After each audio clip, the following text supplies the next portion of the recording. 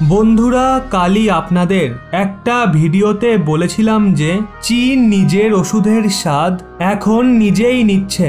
মানে চীনের ভেতরে আবার পুনরায় করোনার মাত্রাতিরিক্ত প্রসার হচ্ছে।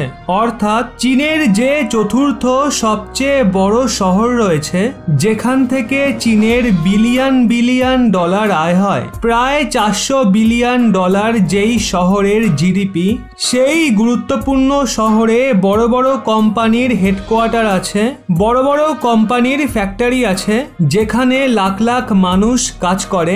ওই শহরকে কেন সম্পূর্ণভাবে বন্ধ করতে হয়েছে? কেননা ওখানে দ্রুত করোনা ছড়াচ্ছিল। কিন্তু এখন চীন তার ডার্টি গেম খেলা শুরু করে দিয়েছে। এখন চীন এটা বলছে যেই করোনা ভাইরাস আমরা এখানে পেয়েছি সেটা ভারতীয় ভ্যারিয়েন্টের। ভারত এটাকে ঠিকমতো সামলায়নি, যেই কারণে এটা আমাদের দেশে ছড়াচ্ছে। আর এই খবরটা ছড়ানোর জন্য চীন যেটা ব্যবহার করছে, নিজের যত মিডিয়া আউটলেটস আছে, যেমন গ্লোবাল টাইমস, সেটার মাধ্যমে চীন লাগাতার এই ধরনের খবর ছড়াচ্ছে। চীন কেন এরকমটা করছে? আসলে এটাকে বলা হয় ব্লেম গেম। এটাকে খেলারও বিভিন্ন পদ্ধতি রয়েছে। আপনারা এরকমটা দেখে থাকবেন 3 ইডিয়টসে, যেখানে সাইলেন্সার বলেছিল যদি আপনাকে টপ হতে হয় তাহলে অন্যদের নাম্বার হয় কমিয়ে দাও, নয়তো নিজের নাম্বার বাড়িয়ে নাও। চীন একদমই ওই সাইলেন্সারের মতোই করছে। চীন ভালো মতো জানে করোনা ভাইরাসের কারণে যেই পরিস্থিতি সৃষ্টি হয়েছে দুনিয়াতে চীনের 70 to 80% ইমেজ খারাপ হয়ে গেছে।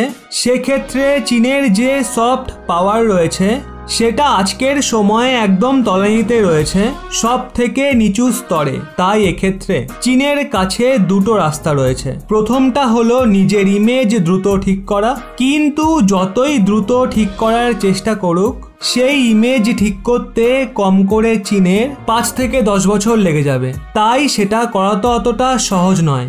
এর থেকে দ্রুত প্রসেস কি রয়েছে, সেটা হলো অন্যান্য দেশের যাদের ইমেজ ভালো রয়েছে নিজের থেকেও খারাপ করে দাও।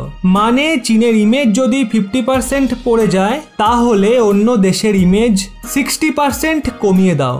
চীনের ইমেজ তাও 50%-এ থাকবে, কিন্তু অন্য বড় দেশ 40%-এ চলে আসবে। এটাকেই বলে ব্লেম গেম। আর চীন এটা খেলাই শুরু করেছে, কারণ চীন জানে ভারত, আমেরিকা আর ইউরোপিয়ান দেশের সফট পাওয়ার ভীষণই মজবুত। তাই সেক্ষেত্রে চীন ওই দেশগুলোর করোনা ম্যানেজমেন্ট নিয়ে দুনিয়া জুড়ে নেগেটিভ কথাবার্তা ছড়াচ্ছে। দুনিয়াতে যে বড় বড় মিডিয়া রয়েছে, বুঝতে পারছেন তো কার দিকে ইশারা করছি? তাদের চীন পয়সা খাওয়ানো শুরু করে দিয়েছে, যাতে তারা তাদের দেশের আর অন্যান্য যে দেশ রয়েছে তাদের সমালোচনা করা শুরু করে। এর সব থেকে প্রাইম এক্সাম্পল আপনাদের দিচ্ছি।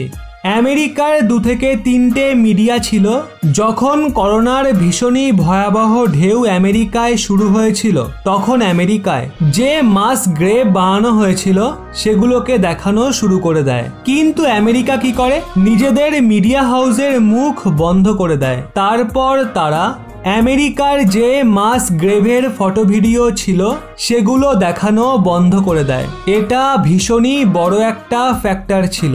কিন্তু ভারতের ক্ষেত্রে ভারতীয় মিডিয়া আর বিদেশি মিডিয়া ভারতে লাগাতার জ্বলন্ত চিতার ছবি দেখানো শুরু করে। আর বিশ্বাস করুন, এর ভীষণই খারাপ প্রভাব পড়েছে সমাজে। মানুষের মনে ভয় ঢুকে গেছিল। সদ্যই ভারতের প্রধানমন্ত্রীকে নিয়ে একটা সার্ভে এসেছিল, যেখানে বলা হয়েছিল ওনার পপুলারিটি 2019-এর মোকাবিলায় এখন অনেক নেমে গেছে। আপনারা বলবেন সরকারকে নিয়ে আলোচনা করা তো সাংবাদিকদের ধর্ম। অবশ্যই এটা একদমই সঠিক, সরকারের সমালোচনা অবশ্যই করা উচিত, কিন্তু সবকিছুর একটা লিমিট থাকে। আপনারা পুরো ইনসেনসিটিভ ছবি দেখাচ্ছেন। আপনারা কি কখনো দেখেছেন যে পশ্চিমী মিডিয়া রয়েছে, আমেরিকান মিডিয়া রয়েছে, তারা কখনো এই ধরনের জিনিস দেখিয়েছে?